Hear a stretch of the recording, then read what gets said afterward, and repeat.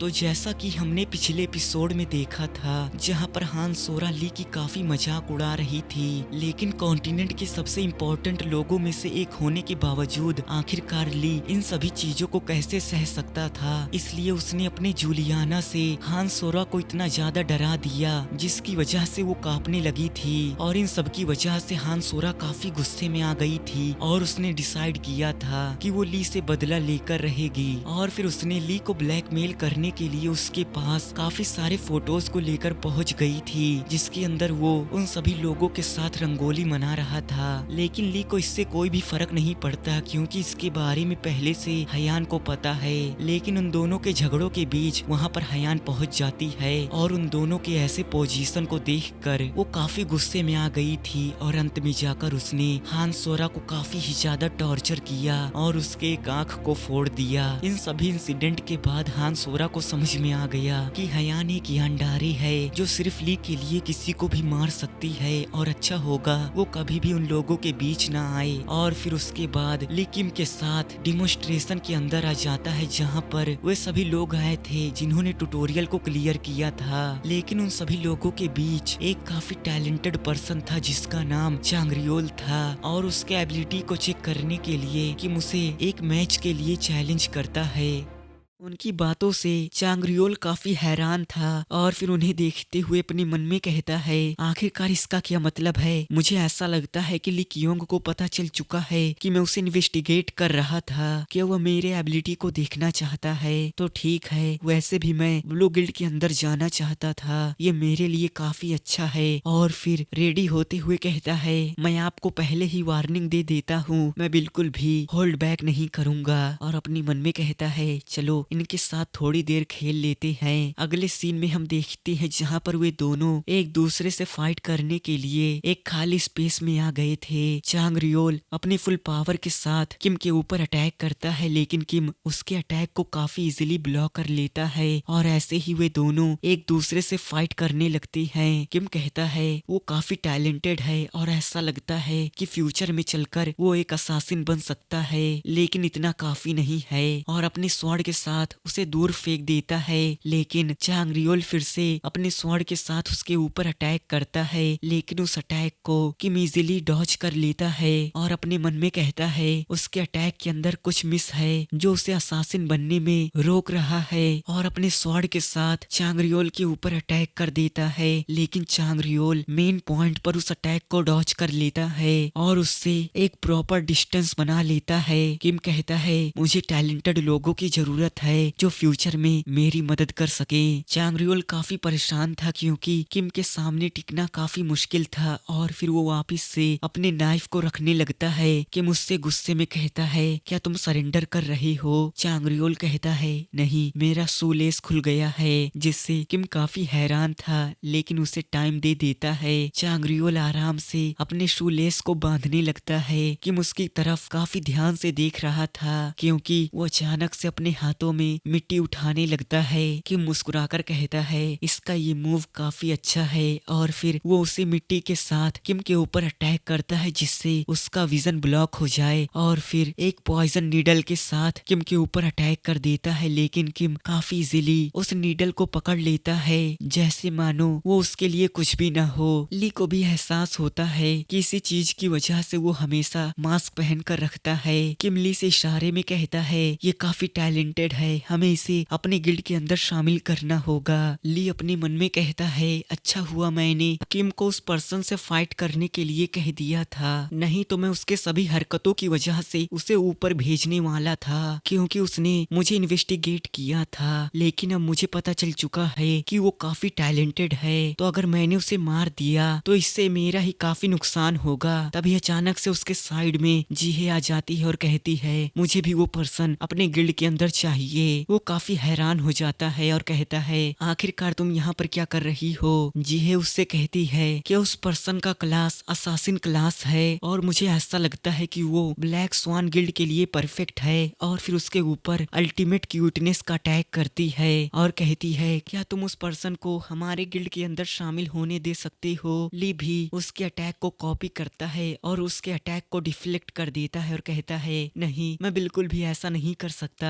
जीहे गुस्से में कहती है मजाक करना बंद करो, मैंने अभी तक तुम्हारे लिए काफी कुछ किया है और मुझे पूरा यकीन है कि उसे अपने गिल्ड के अंदर शामिल करने के बाद तुम्हारा काफी फायदा होगा। ली उससे यहाँ पर आने के लिए रीजन पूछता है। जीहे उसे बताती है इसके पीछे काफी इम्पोर्टेंट रीजन है। ली पूछता है क्या कुछ हुआ था? वो उससे कहती है मैं तुमसे कुछ भी नहीं छुपा सकती, असल में हमारे गिल्ड के अंदर एक काफी बड़ी प्रॉब्लम आ चुकी है जिसे हमें जल्द से जल्द सॉल्व करना होगा। अगले सीन में हम यू यंग को देखते हैं जो अपने आसपास के लोगों की बातों को सुनती है जहाँ पर वे सभी बात कर रहे थे। क्या तुम हान सोरा के बारे में जानते हो? मैंने सुना है कि उसने ग्रेट मेज हयान के ऑफिस से कुछ चुराने की कोशिश की जिसकी वजह से मिस हयान ने उसे क्रिपल कर दिया। मुझे नहीं लगा था कि हान सोरा ऐसे काम करेगी और उसी हान सोरा की वजह से मिस हयान ने अपने जॉब को छोड़ दिया। दूसरा पर्सन पूछता है आखिरकार अब हमें मैजिक कौन सिखाएगा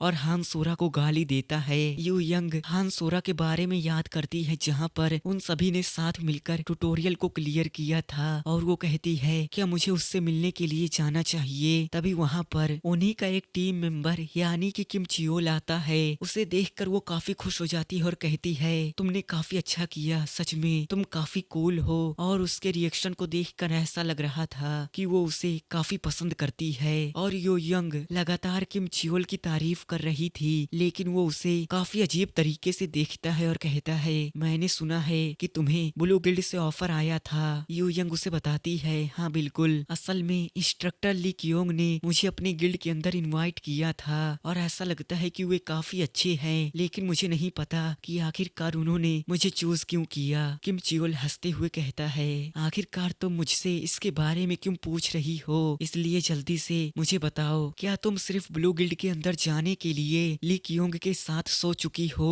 उसके मुंह से ऐसे बातों को सुनकर वो काफी हैरान थी और कहती है आखिरकार तुम्हारा इससे क्या मतलब है। वो आगे कहता है तुम्हारे पास कोई क्लास नहीं है और ऊपर से तुम यूजलेस हो, आखिरकार तुम्हें इतनी अच्छी अपॉर्चुनिटी कैसे मिल सकती है। मुझे पूरा यकीन है कि तुमने ब्लू गिल्ड के अंदर जाने के लिए अपनी बॉडी का यूज किया होगा। वो उससे कहती है बिल्कुल भी नहीं, मैंने ऐसा कुछ भी नहीं किया। तभी किम चियोल के कुछ फ्रेंड वहाँ पर आते हैं और उससे कैश लॉक में चलने के लिए कहते हैं। किम चियोल उसे इग्नोर कर कर वहाँ से जाने लगता है और कहता है ब्लू गिल्ड के ऑफर को रिजेक्ट कर दो क्योंकि तुम उस गिल्ड के अंदर जाने के लायक नहीं हो, इसलिए मेरे साथ कैश लॉक चलो और अगर तुमने मना कर दिया तो मुझे नहीं पता कि मैं क्या कर दूंगा। और सच में ये पर्सन कुछ ज्यादा ही कमीना था और मुझे ऐसा लगता है कि इन सभी मामलों के अंदर ये पर्सन ली से भी ज्यादा बड़ा कमीना है। लेकिन इन सभी चीजों को ली दूर से देख रहा था और अपने मन में कहता है मैं यहाँ पर थोड़ा घूम रहा था लेकिन मैंने कुछ और ही देख लिया, क्या वे दोनों एक दूसरे को डेट कर रहे हैं। सच में किम चियोल कुछ ज्यादा ही बड़ा कचरा है और उसके क्वर्क को चेक करता है जो आप खुद ही देख सकते हैं। ली आगे कहता है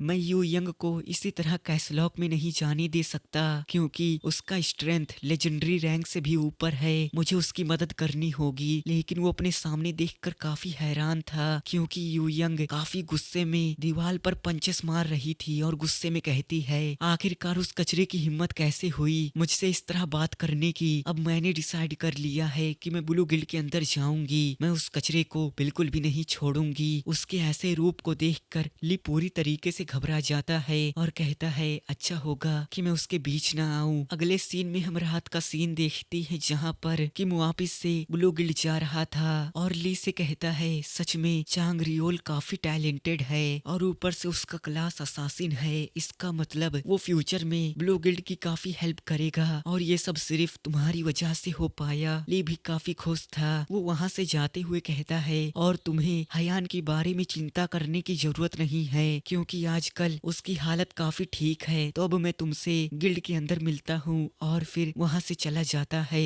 ली अपने मन में कहता है मुझे काफी डर था कि चांगरियोल किम के बेकार जोक की वजह से हमारे गिल्ड के अंदर ज्वाइन होने से मना न कर दे। और फिर यू यंग के बारे में याद करता है जो किम चियोल के सामने काफी अच्छा बन रही थी लेकिन सच में उसकी रियल पर्सनालिटी बिल्कुल उससे अपोजिट है। लेकिन तभी वो काफी घबरा जाता है क्योंकि उसके साइड में किसी पर्सन की डेड बॉडी थी और ऐसा लग रहा था कि वो पर्सन पूरी तरीके से मर चुका है। वो पूरी तरीके से घबरा जाता है और कहता है आखिरकार यहाँ पर एक डेड बॉडी क्या कर रही है, चल क्या रहा है यहाँ पर, कोई आखिरकार कैसे जिससे एकेडमी के अंदर किसी को मार सकता है। और असल में वो पर्सन किम चियोल था जिसके प्राण पखेरु अब तक उड़ चुके थे। तभी कोने से कोई बाहर आता है और असल में वो पर्सन चांगरियोल था। ली उसे देखकर काफी हैरान हो जाता है और कहता है तो इसका मतलब इसके पीछे यही पर्सन है। हम कुछ देर पहले का सीन देखते हैं जहाँ पर वे दोनों चांगरियोल को गुड बाय बोलकर वहाँ से जा रहे थे और चांगरियोल को एक नया क्लास मिला था, असासिन क्लास, जो एक हीरो रैंक का क्लास था और उसकी वजह से वो काफी खुश था। लेकिन साइड से उसे आवाज आती है जहाँ पर किम चियोल किसी और लड़की के साथ था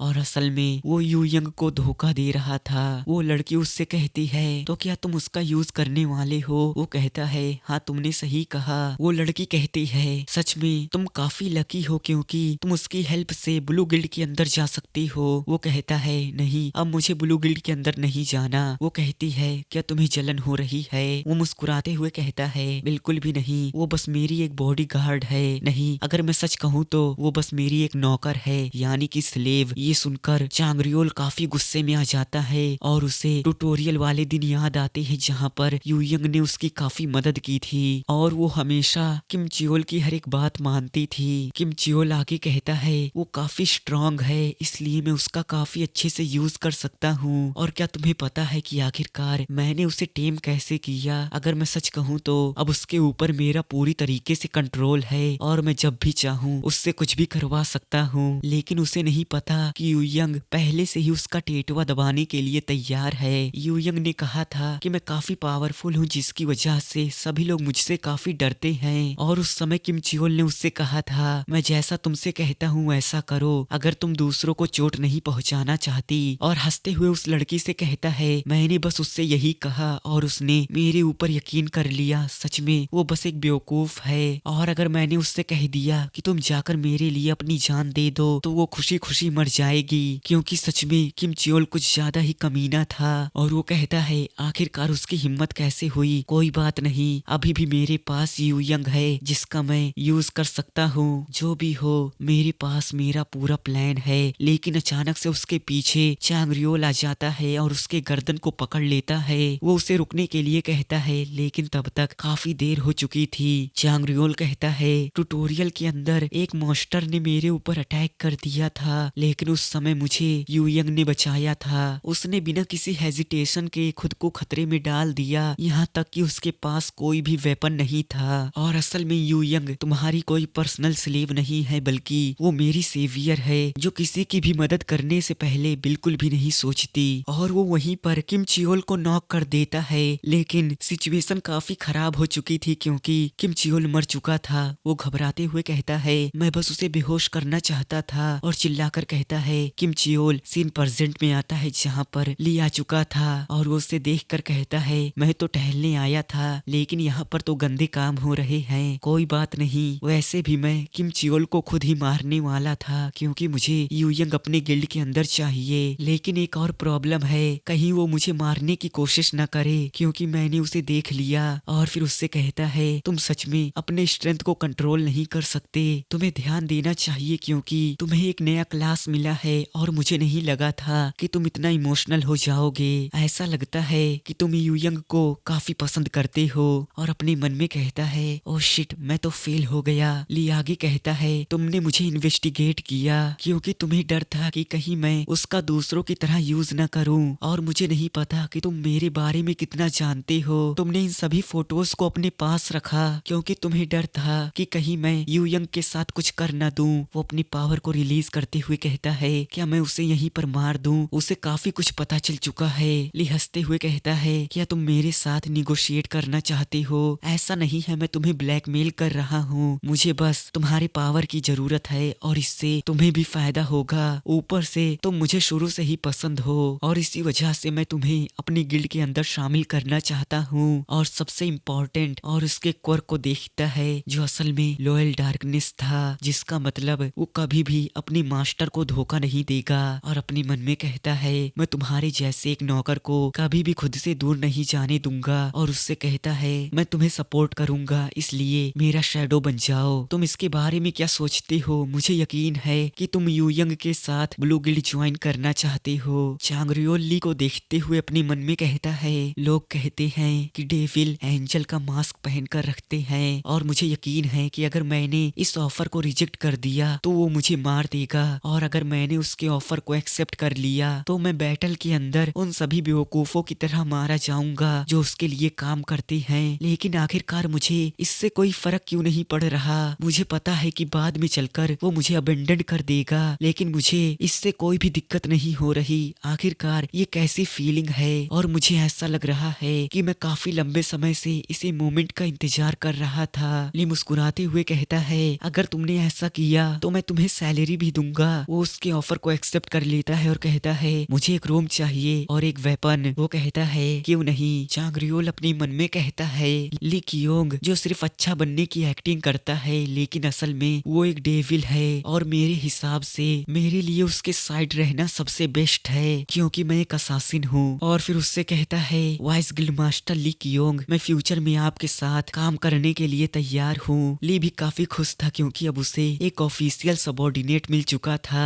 जो उसके लिए कुछ भी कर सकता था। अगले सीन में हम ब्लू गिल्ड का सीन देखते हैं जहाँ पर हान सोरा पूरी तरीके से हील हो चुकी थी, लेकिन वो काफी घबरा जाती है क्योंकि उसके सामने हयान खड़ी थी और वो लगातार उससे माफी मांग रही थी। ली कहता है, तो अंत में जाकर 4 लोगों ने ब्लू गिल्ड को ज्वाइन किया, जिनमें से एक चांग-रियोल जो एक असासिन है, दूसरा यू यंग जिसके पास अभी तक कोई क्लास नहीं है, तीसरा हान सोरा जो पहले एक मेज थी लेकिन उसका माना पाथ पूरी तरीके से ब्लॉक हो चुका है जिसकी वजह से अब वो एक डार्क मेज बन चुकी है, और चौथा पर्सन जो एक मिस्टीरियस पर्सन है। ली कहता है, ये काफी इंटरेस्टिंग है क्योंकि हान सोरा अब एक डार्क मेज बन चुकी है और मुझे इस पावर के बारे में ज्यादा कुछ नहीं पता, लेकिन मुझे ये मालूम है कि ये क्लास काफी स्ट्रॉन्ग है और होली एम्पायर के अंदर इस पावर को इविल पावर माना जाता है जिसकी वजह से ऐसे लोगों को छुपकर रहना पड़ता है। और ये काफी इम्प्रेसिव है क्योंकि वो अभी तक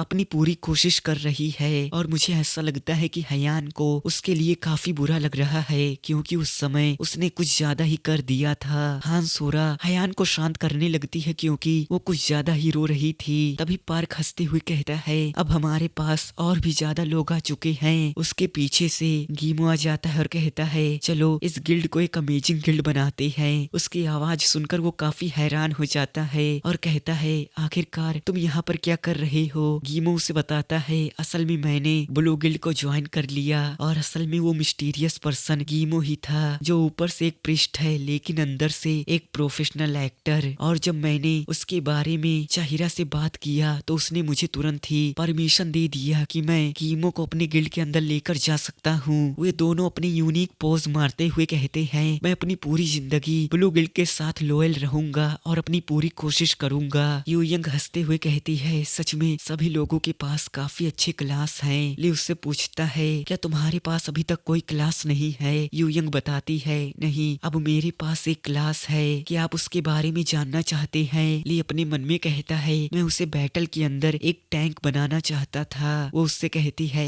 असल में मेरे पास, लेकिन अचानक से उसके पीछे एक काफी बड़ा ब्लास्ट होता है। वे सभी काफी डर जाते हैं और अपने सामने देखते हैं जहाँ पर एक काफी बड़े ड्रैगन का सर था और उसके ऑरा की वजह से वहाँ का पूरा मौसम बिगड़ चुका था। सभी लोग उसे देखकर काफी घबरा गए थे। ली अपने मन में कहता है, अगर मैं उसे ध्यान से देखूं तो वो एक ड्रैगन है, क्या वो डायलोगिया हो सकती है। नहीं, कुछ अलग है। ऐसा लगता है कि मुझे पता चल चुका है। वहाँ पर हेजिन आती है और कहती है, वाइस गिल्ड मास्टर। ली उससे कहता है, आखिरकार यहाँ पर चल क्या रहा है, क्या वो कोई डायनामिक्स पोकेमोन है। हेजिन कहती है, आखिरकार ये पॉसिबल कैसे है। ली उससे कहता है, कुछ भी मत कहना। हेजिन कहती है, ऐसा लगता है कि आपको पहले ही इसके बारे में पता चल चुका है। लेकिन ली को देखकर स्मार्टी पैंट काफी इमोशनल हो गई थी और रोने लगी थी। ली कहता है, नहीं, मैं इस चीज को नहीं मान सकता। और असल में स्मार्टी पैंट ट्रांसफॉर्म हो चुकी थी। ली पूरी तरीके से कांप गया था और कहता है, नहीं, ऐसा नहीं हो सकता। और फिर डायलूगिया के पास आता है। डायलूगिया कहती है,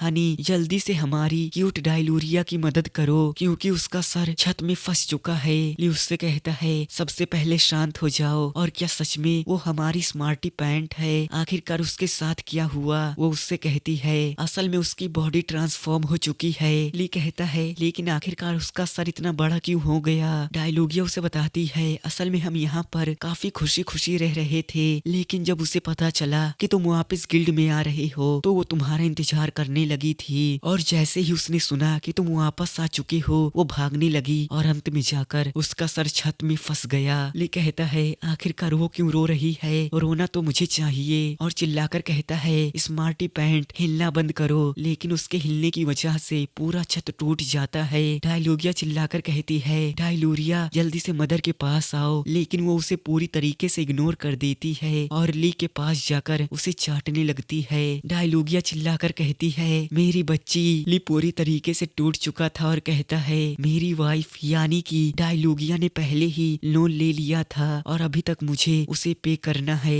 आखिरकार अब मैं इस पूरी जगह को कैसे बनवाऊंगा। तो इसी चैप्टर के साथ हमारी क्यूट स्मार्टी पैंट क्यूट नहीं रही। ली की ऐसी हालत देखकर हेजन उसकी तरफ आगे बढ़ती है और चिल्लाकर कहती है वाइस गिल्ड मास्टर हौसला रखिए, मुझे पता है कि आपको कैसा फील हो रहा है, लेकिन हमें गिल्ड को रिपेयर करना होगा। यू यंग कहती है मैं इसे फिक्स कर सकती हूँ, बस मुझे कुछ रिपेयर टूल चाहिए। ली कहता है यू यंग क्या ऐसा हो सकता है। वो तैयार होते हुए कहती है अब मैं अपने स्ट्रेंथ का यूज कर सकती हूँ जिससे किसी को भी चोट नहीं लगेगी। और फिर हथौड़े को उठाते हुए कहती है और इसी वजह से मैंने ब्लैक स्मिथ क्लास को चूज किया। और असल में उसका क्लास हीरोइक रैंक का था। वो उस गेटअप के अंदर काफी कूल लग रही थी। पार्क भी चिल्लाकर कहता है जब मैंने उसे देखा था तो मुझे उसी समय पता चल गया था कि वो एक ब्लैक स्मिथ बनेगी। और उससे कहता है क्या तुम मेरे लिए एक आर्मर बना सकती हो। लेकिन किम थोड़ा सा डिसअपॉइंट हो गया था क्योंकि वो भी ली की तरह उसे एक टैंक बनाना चाहता था। उसके पास काफी ज्यादा स्ट्रेंथ थी, लेकिन ये भी ठीक है। और वो अपने काम से काफी एक्साइटेड थी और कहती है इससे मेरा पूरा स्ट्रेस कम हो रहा है, सच में ये काम काफी अच्छा है। किम ली से कहता है ली मैं तुम्हें कुछ बताना चाहता हूँ, असल में ब्लैक स्वान की गिल्ड मास्टर हमारा इंतजार कर रही है। ली जीहे की उसी बात को याद करता है जहाँ पर जीहे ने कहा था असल में हमारी गिल्ड के अंदर एक काफी बड़ी प्रॉब्लम आ चुकी है। और इस चीज को सोचकर ही ली काफी नर्वस हो जाता है। सीन शिफ्ट होता है, हम ली और किम को देखते हैं जो उनसे मिलने के लिए आ गए थे। जीहे कहती है मैंने बाहर आवाज सुनी, क्या सब कुछ ठीक है। ली कहता है हाँ बिल्कुल, हमें ब्लैक स्वान गिल्ड की गिल्ड मास्टर दिखाई जाती है जो ली से कहती है आपसे मिलकर अच्छा लगा ब्लू गिल्ड के वाइस गिल्ड मास्टर, और मेरे हिसाब से ये हमारी पहली ऑफिशियल मीटिंग है। मेरा नाम पार्क योंजू है और मैं ब्लैक स्वान गिल्ड की गिल्ड मास्टर हूँ। ली उसके ऐसे रूप को देखकर काफी हैरान था और अपने मन में कहता है उस समय वो एक असासिन थी और अब वो पूरी तरीके से अलग है। सच में वो भी काफी अच्छी एक्टिंग कर लेती है। तभी वो उनसे कहती है मैं थोड़ी सी मतलबी हो सकती हूँ, और फिर उनके सामने झुकते हुए कहती है लेकिन मैं भीख मांगती हूँ, प्लीज हमारी मदद करिए। और उनसे कहती है हमने हाल ही में एक डंजन को डिस्कवर किया है जिसका कोई क्लास नहीं और उसका नाम म्यूजियम डंजन है। उसके अंदर काफी सारे लोग फंसकर मारे गए हैं और उस डंजन के अंदर एंशिएंट नॉलेज और ट्रेजर है। और अगर हमें उस डंजन को क्लियर करना है तो उसके लिए हमें 3 अलग अलग नामों वाले मॉन्स्टर को डिफीट करना होगा। और मैं आपको बता दूं नाम वाले मॉन्स्टर नॉर्मल मॉन्स्टर से काफी ज्यादा ताकतवर होते हैं। हमें नहीं पता कि वो डंजन किस रैंक का है, हो सकता है वो रेयर रैंक का हो, हीरोइक रैंक का, या फिर डिवाइन रैंक का जो लेजेंडरी रैंक से भी ऊपर है। और अगर हमने वहाँ पर रूल को फॉलो नहीं किया तो उसके अंदर से निकलना इम्पॉसिबल है। और उसके अंदर सबसे डरावनी बात वहाँ पर सभी चीजें लक के हिसाब से होती हैं, यहाँ तक कि वहाँ के सभी रिवार्ड आपके लक के ऊपर मिलते हैं। और अगर आपका लक अच्छा हुआ तो आपको रेयर रैंक का मॉन्स्टर मिल सकता है, लेकिन अगर आप अनलक्की रहे तो आपको एक डिवाइन ग्रेड का मॉन्स्टर मिल सकता है। ली काफी घबरा जाता है और अपने मन में कहता है ये तो सीधा सुसाइड है, आखिरकार मैं इसे कैसे एक्सेप्ट कर सकता हूँ, मुझे इसे रिजेक्ट करना होगा। साइड से जीहे कहती है अगर तुमने रिजेक्ट कर दिया तो मैं पार्क को बता दूंगी कि आखिरकार तुमने उसके साथ क्या किया था। ली और भी ज्यादा परेशान हो जाता है और अपने मन में कहता है ये तो और भी ज्यादा बुरा हुआ, लेकिन मेरे हिसाब से किम मना कर देगा क्योंकि ये काफी ज्यादा खतरनाक है, मुझे उसके ऊपर यकीन करना होगा। लेकिन किम कुछ और ही सोच रहा था और अपने मन में कहता है अब की बार मैं उस स्वॉर्ड को पाकर रहूंगा। और इससे पता चलता है कि किम उस डंजन के अंदर जाने वाला है। ली कहता है हमारे पास उस डंजन के बारे में काफी ज्यादा इंफॉर्मेशन है और ऊपर से अभी तक उसे किसी ने कंप्लीट नहीं किया, आखिरकार ऐसा कैसे हो सकता है। किम कहता है उन्होंने कहा कि इन सभी चीजों के बारे में ब्लैक स्वान के कुछ सर्वाइवर्स ने बताया है जो जिंदा उस डंजन से बाहर आए थे। उस म्यूजियम का गाइड एक छोटा बच्चा है और उसे लोग मैक्स कहते हैं और असल में वो उस म्यूजियम को एंशिएंट रिफ्ट गार्डियन से प्रोटेक्ट करता है। ऊपर से वो डंजन के अंदर कोई भी रिस्पॉन्सिबिलिटी नहीं लेगा क्योंकि सब कुछ वहाँ पर लक से डिसाइड होता है। ली अपने मन में कहता है तो मुझे समझ में आ गया, इसका मतलब सभी चीजें लक पर डिपेंड करेंगी और उस डंजन के अंदर सबसे ज्यादा इम्पोर्टेंट चीज हर एक मेंबर का लक है। इसलिए हमें ऐसे मेंबर की जरूरत है जिसका लक सबसे हाई हो। योंजू उनकी तरफ एक लिस्ट को आगे करती है और कहती है इस लिस्ट को कमांडर जीहे ने प्रिपेयर किया है और इन सभी मेंबर के पास काफी ज्यादा लक है, इसलिए ये हमारे लिए काफी अच्छा होगा। ली कहता है क्या मुझे उन सभी लोगों की लिस्ट मिल सकती है जो इस लिस्ट के अंदर नहीं है? ऐसा नहीं है कि मुझे जीहे के एबिलिटी के ऊपर शक है, लेकिन मैं इसे खुद ही तैयार करना चाहता हूँ और ऐसा नहीं है कि हम लक से ही सब कुछ डिसाइड कर सकते हैं क्योंकि मुझे पर्सनली उन सभी को चेक करना होगा। योंजू कहती है ये काफी अच्छी बात है, लेकिन आखिरकार आप उन सभी को चेक कैसे करेंगे? ली काफी खुश होकर कहता है क्योंकि मेरे पास माइंड आई है और ये चीज उसने अपने मन में कही थी। और फिर ऐसे ही ली काफी सारे लोगों को चूज करता है जिनका लक वैल्यू, पर्सनालिटी, स्पिरिट और फाइटिंग पावर सब कुछ परफेक्ट था। इसका मतलब ये पूरी पार्टी सबसे ज्यादा लकी और परफेक्ट है। योंजू कहती है मिस्टर कियोंग ने जिस पार्टी को बनाया है वो सच में अमेजिंग है। हम सीधा उसी दिन का सीन देखते हैं जब वे सभी डंजन को क्लियर करने के लिए जाने वाले थे। योंजू कहती है इन सभी चीजों से अब हमारा काम और भी ज्यादा आसान हो जाएगा। ली कहता है हम काफी जल्दी कर रहे हैं, हमें और भी ज्यादा ध्यान देना चाहिए, हमें नहीं पता कि आगे चलकर क्या होगा। योंजू कहती है सच में आप काफी अच्छे हैं, जब मैं पहली बार आपसे मिली थी तो मुझे लगा आप एक अजीब पर्सन हैं और उन दोनों को दूर से किम देख रहा था। तभी योंजू कहती है मैं आपको देख सकती हूँ कि आप काफी टैलेंटेड हैं, कि आप मेरे ब्लैक स्वान गिल्ड के अंदर आना चाहेंगे? जिससे किम पूरी तरीके से घबरा जाता है, लेकिन ली उसे इसके लिए मना कर देता है। और हम डायलोगिया को देखते हैं जो भी उनके साथ डंजन को क्लियर करने के लिए जाने वाली थी, लेकिन वो काफी ही ज्यादा रो रही थी क्योंकि उसे स्मार्टी पैंट से दूर जाना पड़ रहा था। हम उसी डंजन को देखते हैं जिसका नाम म्यूजियम रिफ्ट था। वे सभी उस डंजन के अंदर एंटर करते हैं, मैसेज पॉपअप होता है आपने म्यूजियम के अंदर एंटर कर लिया है और उन्हें एक मिशन मिलता है कि उन्हें पूरे डंजन को एक्सप्लोर करना होगा। ली आस पास के एरिया को देखता है और कहता है मुझे पूरा यकीन है कि सब कुछ ठीक है जब तक हमारे सामने कोई डिवाइन ग्रेड का मॉन्स्टर ना आ जाए। मैं उम्मीद करता हूँ कि ऐसा ना हो, लेकिन रिग्रेसर के फेस को देखकर मुझे काफी बैड फीलिंग आ रही है। तभी उनके सामने काफी ज्यादा माना गिधर होने लगता है और अचानक से वहाँ पर उस डंजन का गाइड यानी कि मैक्स आ जाता है और कहता है मैं आप सभी का इस म्यूजियम रिफ्ट के अंदर स्वागत करता हूँ और मैं इस डंजन का गाइड हूँ, मेरा नाम मैक्स है और आपको यहाँ पर 3 मॉन्स्टर को डिफीट करना होगा जो आपको रैंडमली मिलेंगे। और फिर अपनी मैजिक से वहाँ पर एक व्हील को अपीयर कर देता है और कहता है तो हम सबसे पहले स्पिन करेंगे जिससे हमें पता चलेगा कि आखिरकार सबसे पहला मॉन्स्टर कौन होने वाला है। तो चलो इस व्हील को स्पिन करते हैं और सच में यहाँ पर सब कुछ लक के ऊपर डिपेंड करता है। तो फिलहाल इसी सीन के साथ हमारा आज का ये एपिसोड यहीं पर खत्म होता है। तो नेक्स्ट एपिसोड के लिए इस वीडियो को लाइक और चैनल को सब्सक्राइब कर दें। तो मिलते हैं इसके नेक्स्ट एपिसोड के साथ, तब तक के लिए बाय।